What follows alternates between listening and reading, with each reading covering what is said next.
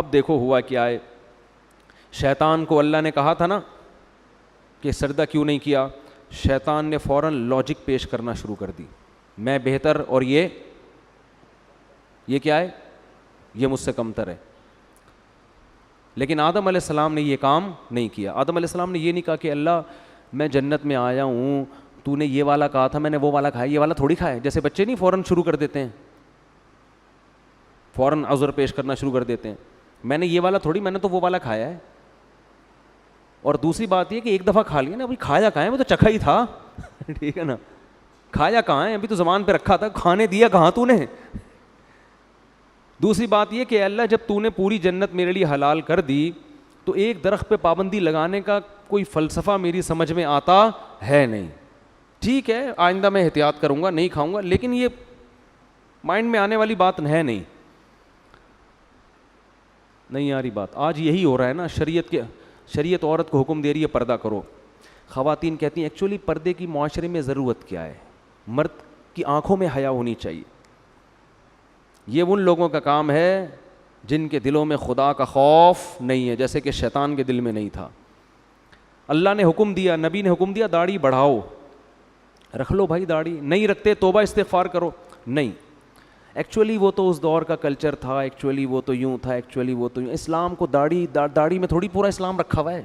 اصل تو انسان کا کردار اچھا ہونا چاہیے, اخلاق اچھے ہونے چاہیے, دل نہ دکھاؤ. اور بھائی داڑھی رکھنا فرض ہے. اللہ نے موسیٰ علیہ السلام کو کوہ طور پہ بلا کے حکم دیا تھا کہ یہودیوں سے کہیں داڑیاں رکھیں, داڑھی مت کٹائیں.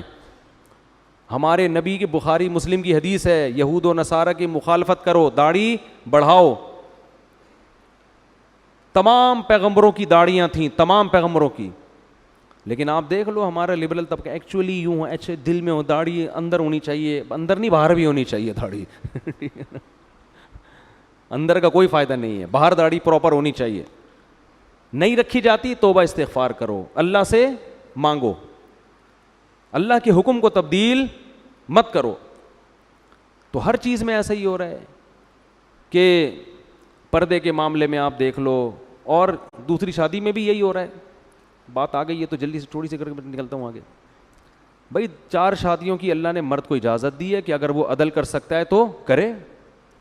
ایکچولی وہ اصل میں وہ تو اس دور میں جنگوں میں مرد اتنے شہید ہو جاتے تھے, ایکچولی اس دور میں آدمی میں کہاں. بھائی اللہ کا اجازت ہے تو اس کا مطلب اجازت ہے, کسی کا باپ بھی اس اجازت کو ختم نہیں کر سکتا. جاؤ ایسی کی تیسی, ہے تو ہے, اس میں کون سی شرمندگی کی بات ہے بھائی, اللہ نے اجازت دی ہے, دیٹس آل. عدل کرنا نہ کرنا اس کی ذمہ داری ہے نا, جو کر رہا ہے. نہیں کرے گا تو اللہ پکڑے گا اس کو. ہر چیز میں اسلام نے حکم دیا جلدی شادی کرو, بالغ ہوتے ہی. ایکچولی اس دور میں اتنے مسائل ہیں, ایکچولی بچہ نہ سمجھی, شادی کوئی گڑیوں کا, یہ باتیں ہو رہی ہوتی ہیں معاشرے. ابھی میرا وہ کلپ آیا ہے, لوگوں نے اس کو بھی ایک مزاحیہ اس میں لے گئے کہ اللہ کرے مفتی طارق مسعود صاحب وزیر اعظم بن جائیں. میں نے کہا نا میں وزیر اعظم بنا تو میں ڈنڈے سے مار کے شادیاں کراؤں گا. تو نیچے لوگوں نے کہا اللہ کرے جلدی سے میرے وزیر اعظم بننے کا انتظار مت کرو, ویسے ہی کر لو. سمجھ رہے ہو کہ نہیں سمجھ رہے؟ تو نہیں کرتے کوئی بات نہیں ہے, لیکن مانو تو نا.